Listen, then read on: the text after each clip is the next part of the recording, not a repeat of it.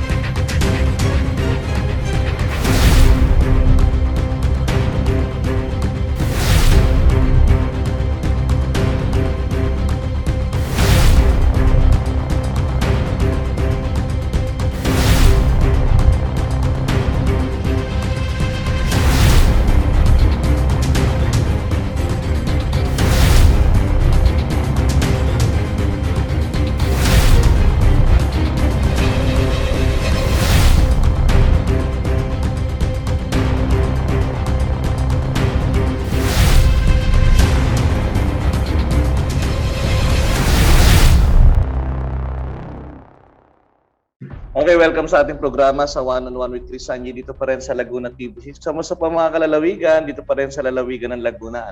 At mamaya, makakapanayam ko po ang ating mga kasama sa GSIS. Pag-uusapan natin yung mga programa, mga insurance benefits ng ating mga kasamahang kapwa-kawani ng ating pamahalaan. At ganoon din, marami po tayong tatalakayan kasama po yung ating GSIS family. Ganoon din, makakapiling natin mamaya ang ating pong head ng ating DOLE Region 4, kakabasahin po natin kamusta ba ang paggawa dito po sa lalawigan ng Laguna, kamusta po ang ating mga laborer dito po sa lalawigan. Sa antabayanan po ng ating mga kababayan, ito pong ating one-on-one interview sa kanila. Babalik po si Director Chris Sanji.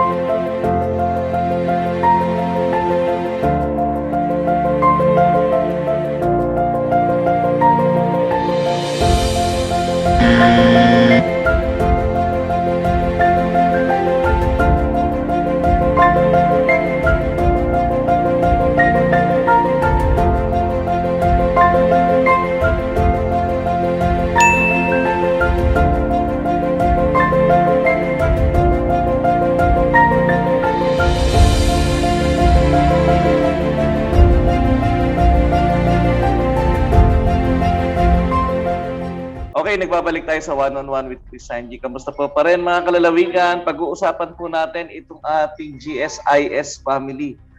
Pag-uusapan po GSIS, pag-uusapan po natin yung kapakanan ng ating mga kawani ng ating pamahalaan, not only for the local, but national government ay pag-uusapan po natin. At kapiling ko po ang ating pong napakasipag, walang kapaguran po na branch manager ng aming GSIS Laguna Field Office, si Ma'am Maria Carmencita Cruz. Ma'am, good morning po. Yes, good morning Chris, pati sa iyong mga tagapakinig. Yan. Opo. Live tayo napapakinig sa Royal Cable at sa ibang istasyon natin ng himpilan dito sa lalawigan ng Laguna, ma'am. Ito recorded para sa kaalaman nyo rin po. Pag-uusapan po natin, ma'am, kamusta po ba ang GSIS Laguna natin ngayon? Okay. So, since nung nag-umpisa pa ang ating lockdown last year, hindi po kami tumitigil. So, nung nag-total lockdown tayo, diretso ang ating serbisyo, naka-work from home po kaming lahat during that time. Ngayon, nung na-lift na po yung ating ECQ, medyo lumuwag-luwag na, nakaka-receive na po tayo ng mga walk-ins sa ating opisina sa Pagsanhan. With health protocols yan, ma'am. Yes, of course. Yes, with health protocols natin yan. So, yun nga rin ang i-discuss natin ngayon, ang ating filing ng claims and loans. Sa claims muna tayo, retirement, life, mga ganyan, life insurance claims. They can do it through the Dropbox namin. Meron kami designated Dropbox pagpasok sa ating building. Although hindi tayo nakakadiretso sa loob ng lobby kasi syempre we have to control. Ma'am, isa-isahin natin. Pag ibig sabihin ng ito ay may Dropbox kayo, Yes. Ano ang requirements nyo? Ano ang kailangan doon? Brown envelope, white envelope? Meron ba kayo specific? Wala naman. Wala. We've provided yung, alam mo naman, yung mga UV sterilized box natin na uso ngayon. Kasi kailangan din naman protektahan din natin syempre ang mga empleyado ng GSIS. So yun. Oo. And then speaking of that, so I just want to dire-diretso ko na, Chris, dun sa drop box na yan. Kasi baka ina-expect ng ating mga members na katulad nung dati na walk-in, pag-file nila within the day, napapasok na namin yan sa monitoring system namin, nadidistribute na sa mga processors. Pero this time, we have a protocol na we will wait for 24 hours para naman ma-disinfect muna yung mga tinanggap na, yung mga phenyl. So, they will be expecting, our members should not be expecting na, pakiusap po namin, hiling po namin yun, na hindi yung pag-file natin ay umpisa na agad ng takbo ng ating dokumento. The latest po nating maipapasok yan is within 72 hours. Yon. Okay. Pag sinabi kasi natin na Dropbox, pupunta pa rin sila dyan. So, agahan na natin. Ibig sabihin, agahan na natin. Ma'am, may tanong ako.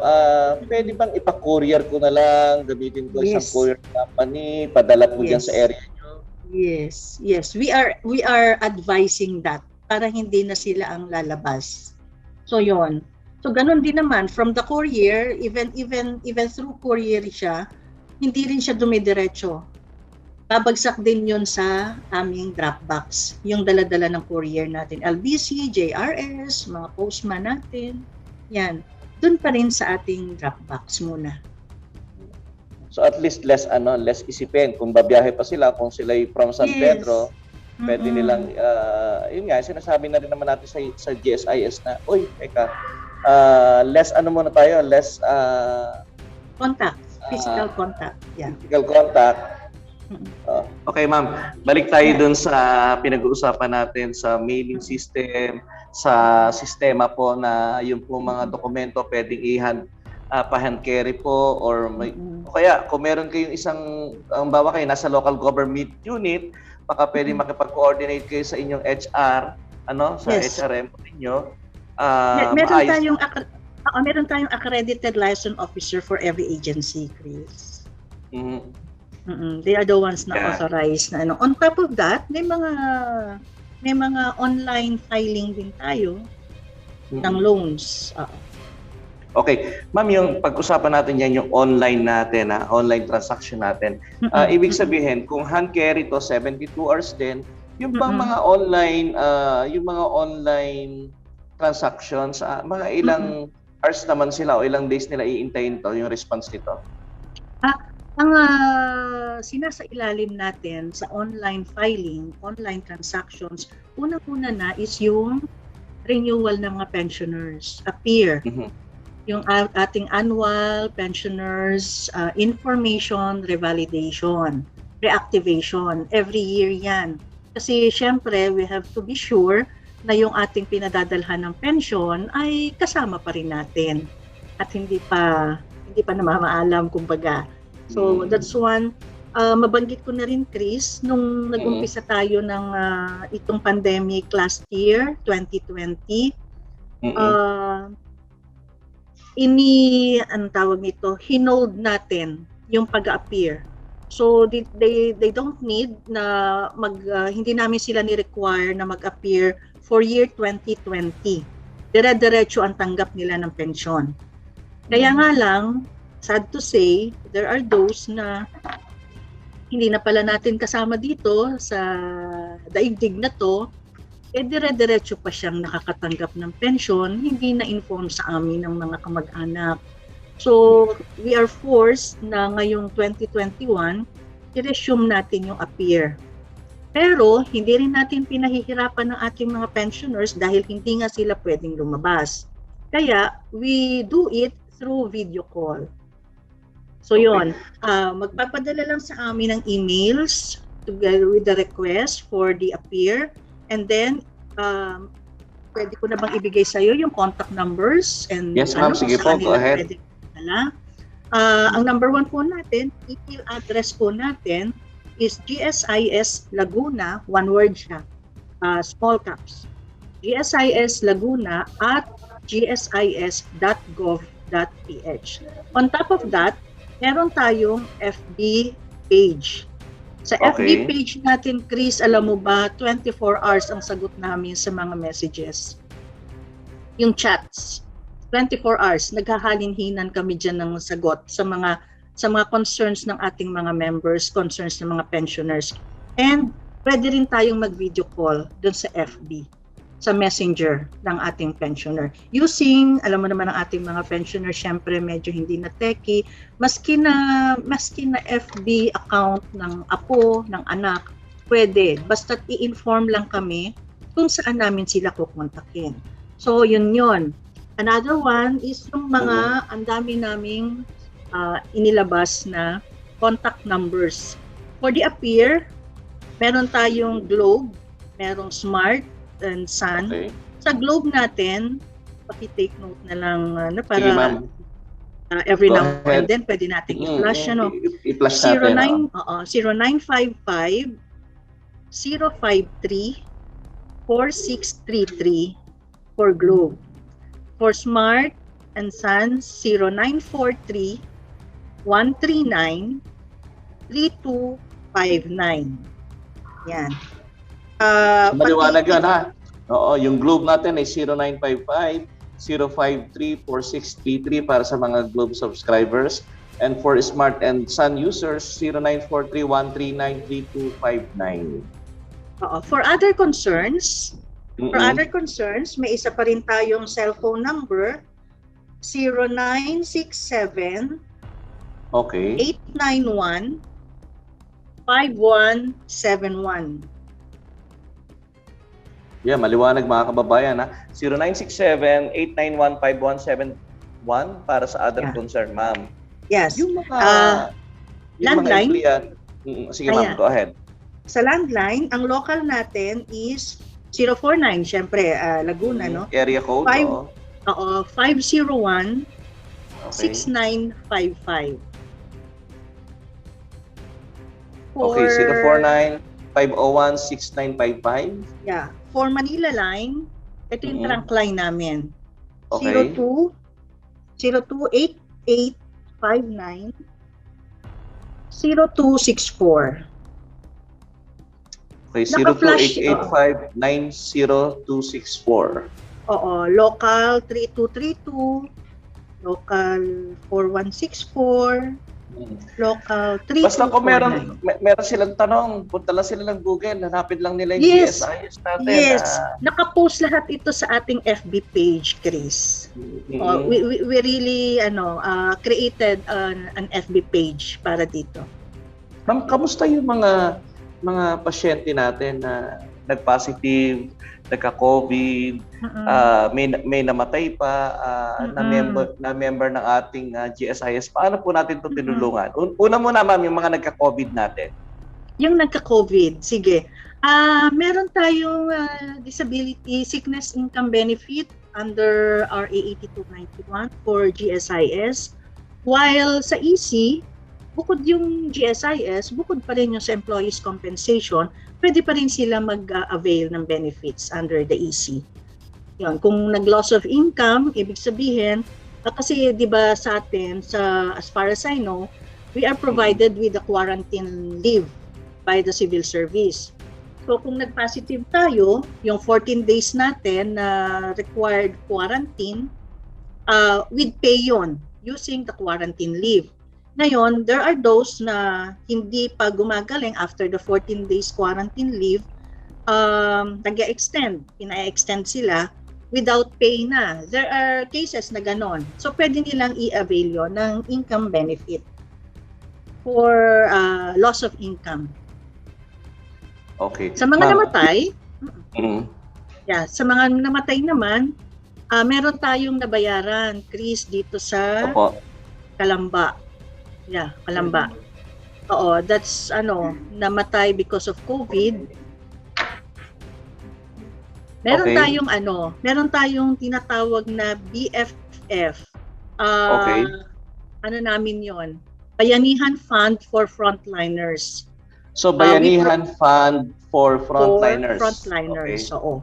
We provide an additional 500,000, half a million, life insurance coverage in the form of personal accident insurance on top of the compulsory life insurance and the separation and the retirement benefit niya, yung survivorship.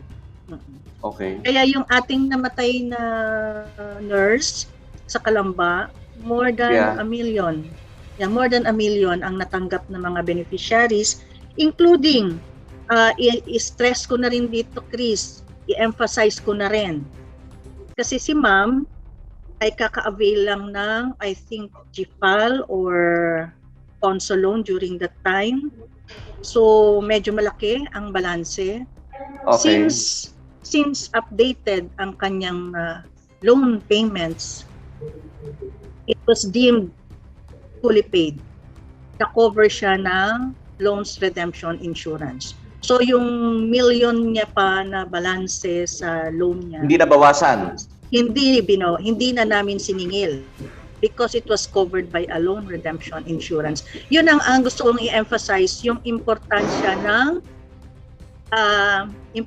ng updated ang ating loan payments, yung monthly. Diba, ma'am, yun naman loan payment ay automatic binabawas ng ating may Supposed to departamento be. na naka-assign dyan. Oo. Yeah, supposed to be. So, mahalaga din but- tayo, ma'am, mahalaga rin sa mga empleyado o mga kawani ng gobyerno na na-check nyo ba na Yes. nababawasan ban kayo ng Yes. mga niloan? Ako nga, nag-loan pero Yes. nababawasan ako. At sinecheck ko yan kung naire-remit ng ayos sa Tama. GSIS. Tama. Oh, Speaking of that, Apa. isundutin ko na rin dyan, Chris, para dire-diretso na tayo. Paano mo siya sine-check? Paano mo sine-check na pumapasok yung iyong payments? Meron na rin tayong mga digital forms. Sa EGSIS mo, mache-check mo na yon. Ang kailangan mo lang sa EGSIS mo para maka-login ka is yung BP number mo. Tapos maglalagay ka lang ng iyong tawag nito, ng iyong password. Yeah, on top of that, additional namin na digital innovation is yung GSIS Touch. Smartphones lang din ang kailangan doon. Kumbaga on the go. Hindi na katulad nung dati na kung hindi pumunta sa GSIS, hindi malalaman yung updates niya sa GSIS account. So ngayon, at the tip of your fingers, nakikita mo na. And then for yes, kung may concerns, doon, yun ang yung karamihan doon, yun ang nire-raise do sa chat namin sa FB. Ngayon, kung may mga kababayan tayo, medyo senior na kayo, meron naman kayong apo sa bahay, may anak kayo, pwede kayo mag-approach sa kanila, patulong kayo. Sa cellphone lang, makikita na natin kung ano status natin. Hindi nyo na kailangan maghanap ng computer shop. Nung araw, kailangan mo maghanap ng computer shop para mag-update. Pero ngayon, sa cellphone lang, may GSIS application na rin tayo na pwedeng mag-check tayo ng ating mga itinatanong at gustong malaman sa GSIS. Ma'am. Yun yung GSIS tab, GSIS Touch. Pwede mo siya i-download through, ano nga matawag doon? Yung ganun. May application yun eh. Ma'am, last question ko na to. Itong Administrative Order number 39 authorizing the grant of a one-time financial assistance na nagkakahalaga ng 20,000. Kamusta po ito? Apo. Okay, so magandang tanong, Chris. Maraming nagtatanong dyan.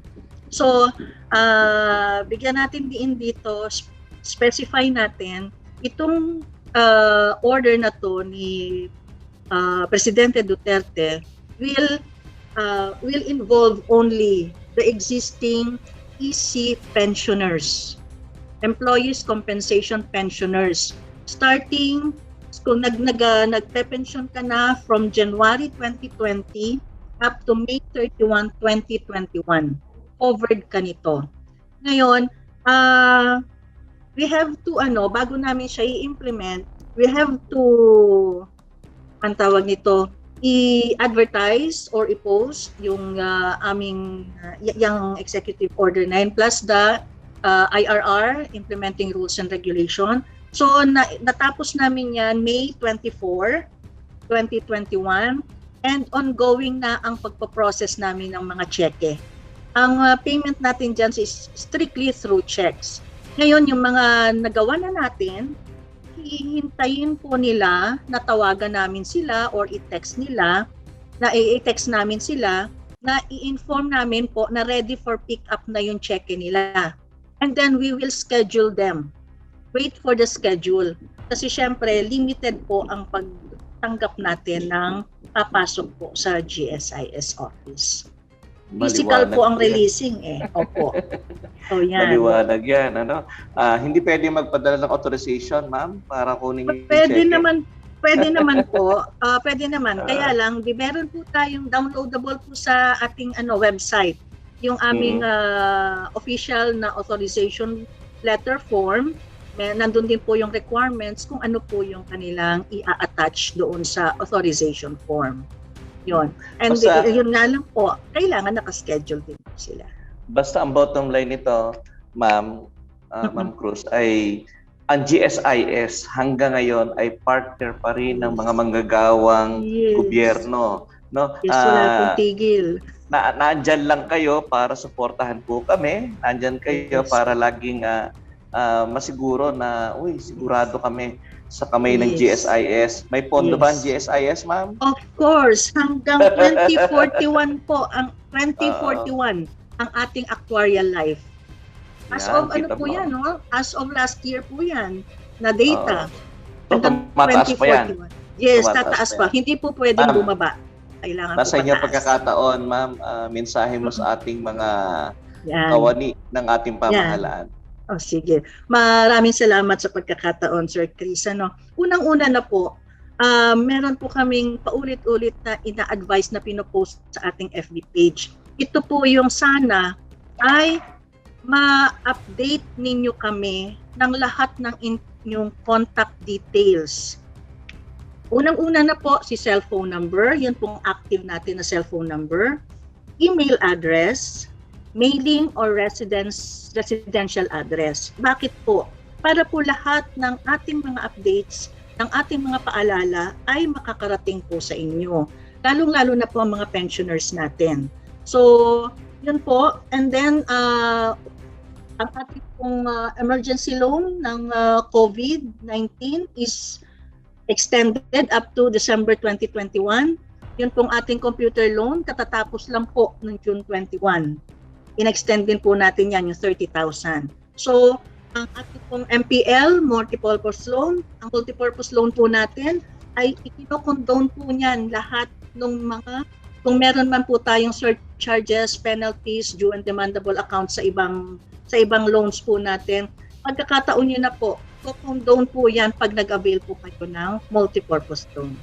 So, requirement lang po natin dyan syempre sa mga loans na yan, dapat hindi po tayo bababa sa required GAA na net take home pay na 5,000 per month. So yun lang. Kami po ay 24/7. You can reach us via our FB page, our cellphone numbers. Ang landline po, syempre, pag paumanhin po ninyo, hindi po namin lahat ng oras ay masasagot dahil nga po sa landline lang siya, nasa opisina po yan. Kaya po kami nagbigay ng maraming cellphone numbers para po ma-reach nyo kami anytime. Yun lang, Sir Chris. Ma'am, maraming salamat sa oras mo at maraming sana salamat din. pagpatuloy lang natin ang ating pagtatrabaho ng mahusay at alam naman natin ito ang pinili natin profesyon. Yes. Ito yung ating obligasyon sa taong bayan. Yes. At natutuwa po kami, ma'am, ipaabot nyo rin po yung aming pasasalamat sa GSIS family natin dyan, na ramdam po namin yung talagang concern din nyo sa ating mga empleyado. Alam mo naman, maraming ang empleyado ng gobyerno ay walang hangad nga kundi mag-loan na mag-loan. Opo. Siyempre, kulang sa diskarte, na dati nakakapagtinda-tinda pa rin kahit paano, pero ngayon hindi sila makagalaw. So inaasahan lang nila ay yung sweldo at minsan alam niyo naman sabay-sabay ang gastusin. Kaya si GSIS ay partner talaga ng ating mga mga manggagawang gobyerno. Mm-mm. Ma'am Minsan Maria.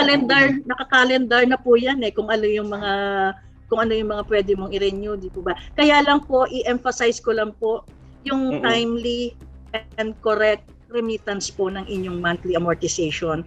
Kasi malaking bagay po 'yan. Kung ano man po ang mangyayari, wag namang mangyari. Kung ano po yung mangyayari sa atin at tawagin po tayo ni Lord, tuktok mo sa ay hindi po kayo mag-iiwan ng problema sa inyong mga beneficiaries. Nakangiti po ang inyong mga...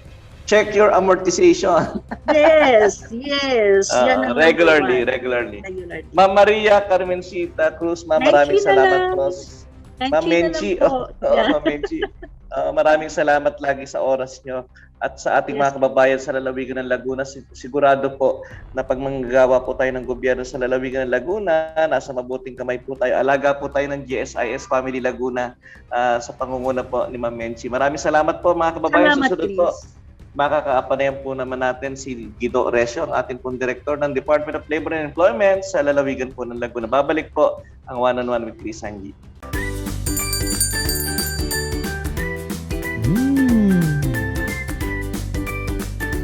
Isay's Pinoy Gourmet. Linamnam, anghang sarap, isa pa!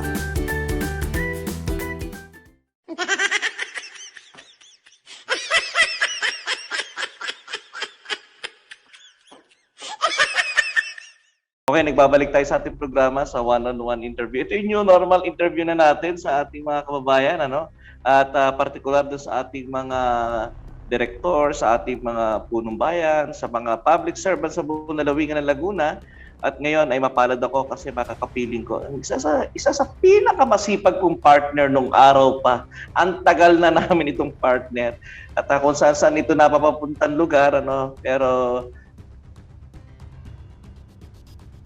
balikan po nito. Kapiling ko siya, ang ating masipag na Provincial Director ng DOLE sa Laguna, Sir Guido Resio. Director, good morning po. Magandang umaga, Sir Chris, at saka sa lahat po ng nanonood ba o nakikinig nanonood. Opo, nanonood po. Tayo po ay live na napapanood sa TV6 at sa atin po sa mga radio program po natin. Kamusta po ang Department of Labor sa lalawigan po ng Laguna ngayon?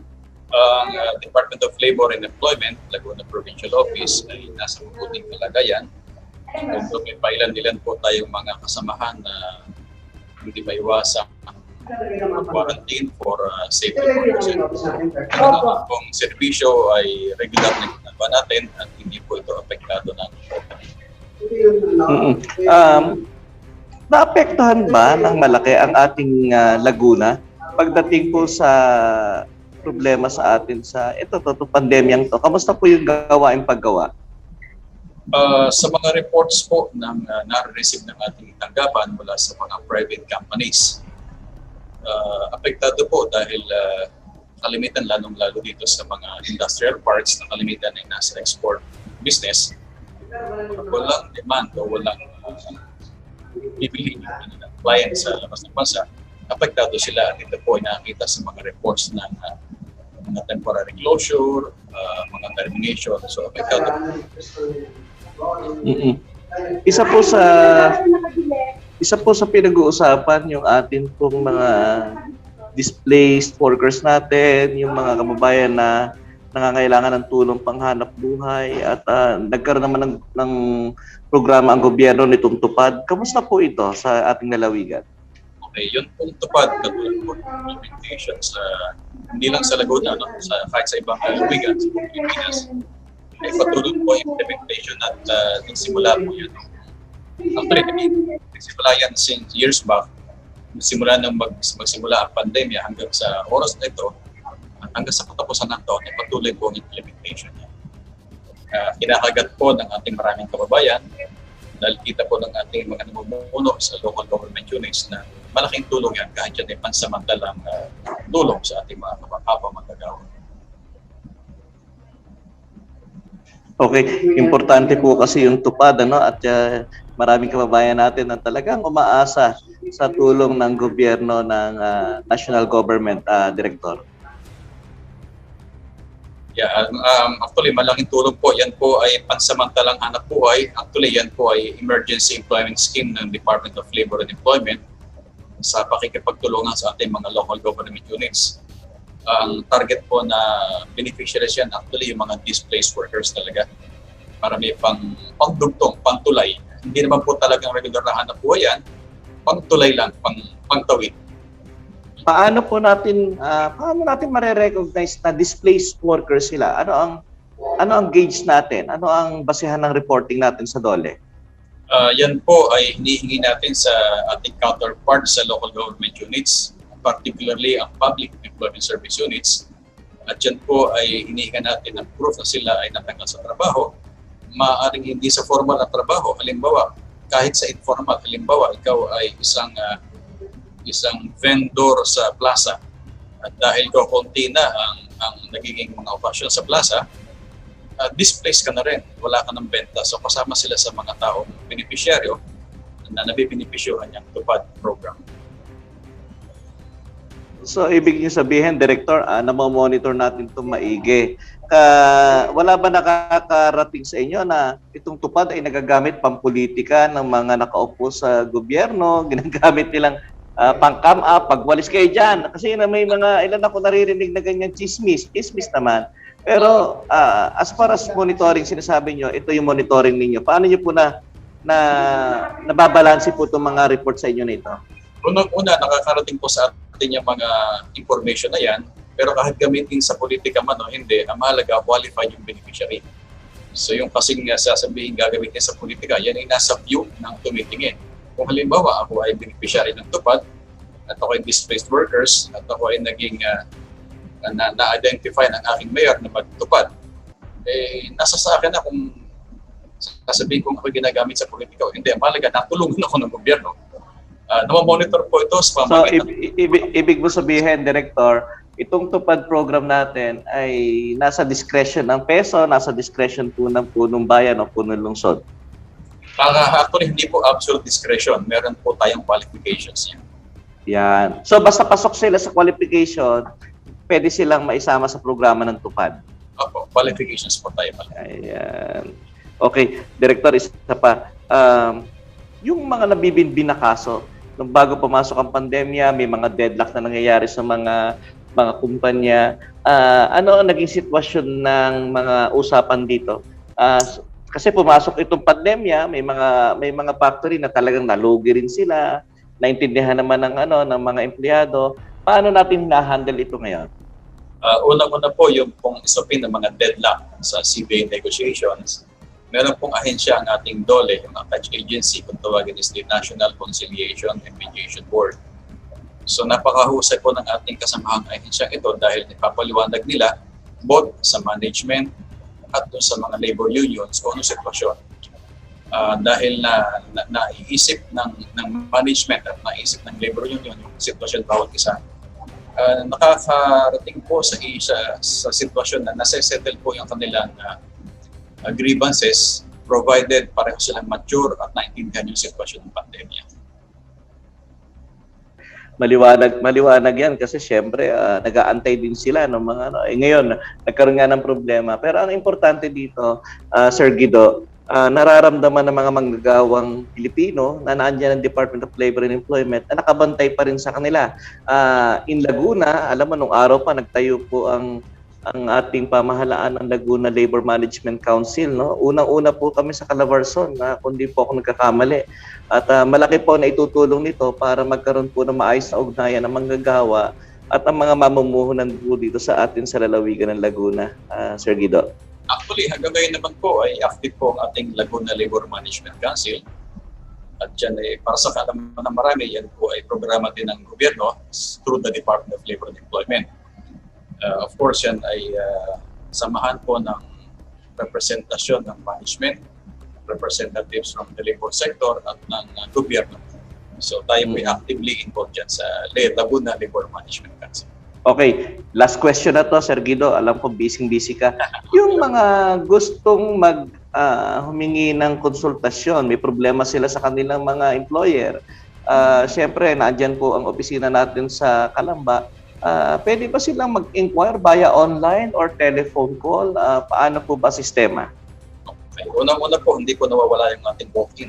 Pero dahil sa sitwasyon, since last year, in-implement na po natin yung online inquiries, online transactions, phone calls, at malaking bagay at nakita po natin ang significant decrease ng mga bisita natin dito. In fact, marami tayong mga hearings na ginagawa online at benepisyohan po doon yung worker, benepisyohan yung management at magiging ating tanggapan dahil ang ginagawa po natin dito sa Department of Labor and Employment, Laguna Provincial Office, minemaintain natin na 12 tao lang ang pwedeng pumasok at given time. So, naintindihan po ng ating mga kliyente yan.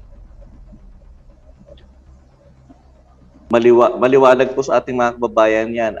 Sir Guido, ano ang mensahe mo sa ating mga kababayan, mga laborer natin dito sa lalawigan po ng Laguna? Sa inyo pa pagkakataon. Okay, sa mga kasamahan ko magagawa, tayo po ay hindi dapat masyadong magpa-apekto sa COVID. Ang mahalaga lang po, sundin natin yung inaatas ng ating pamahalaan, yung pagsusuot ng face shield, face mask, mag-disinfect, maghugas sa kamay, at higit sa lahat yung physical distancing. Alam niyo po, na-experience ko na rin magkaroon ng COVID for the past 2 weeks. At ina-analyze ko yung naging sitwasyon, baka nagkaroon lang tayo ng lapses. So sundin lang po natin to at tayo po ay magiging ligtas. Kasi sabi po ng DOH, ang pinakamagandang paraan pa rin para maiwasan to is non-pharmaceutical approach. Kasi pag pharmaceutical, gagamutin tayo, hindi yata bababa ng 100,000 babayaran mo sa ospital. So, lubos na pag-iingat po ang mahalaga dito. Ayan, salamat po Sir Guido sa oras po ninyo at stay safe po, lalo na po sa Department of Labor natin, mga kasamahan natin dyan. Iparating nyo rin po na nagpapasalamat po ang pamahalaan panlalawigan na dahil nandyan po kayo lagi bilang partners ng ating mga manggagawang Pilipino sa lalawigan po ng Laguna. Mabuhay po kayo, Director Guido Recio, ang atin pong Provincial Director ng Department of Labor and Employment. Salamat po, Sir Guido. Maraming salamat din po, Sir Chris Sanji, at sa pamahalaang lalawigan ng maraming salamat po. Good morning, Laguna.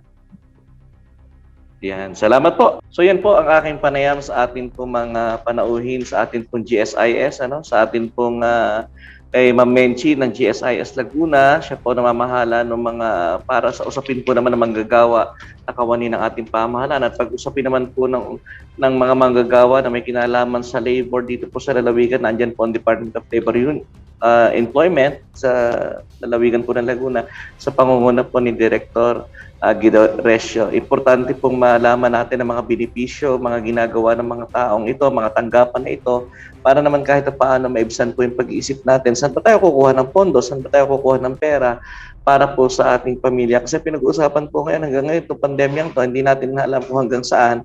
Pero at least alam natin na andyan ang partners natin sa pamahalaan. Ako po ang inyong lingkod si Chris Sanji. Pagpalain po tayo ng pagmegatan.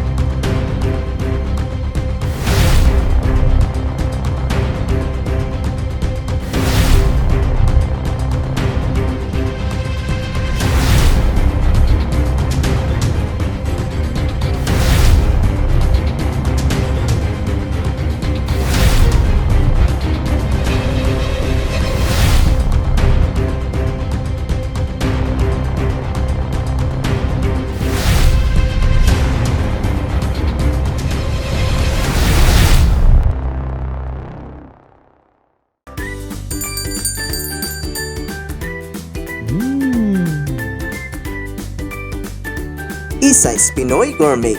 Linamnam, anghang sarap, isa pa!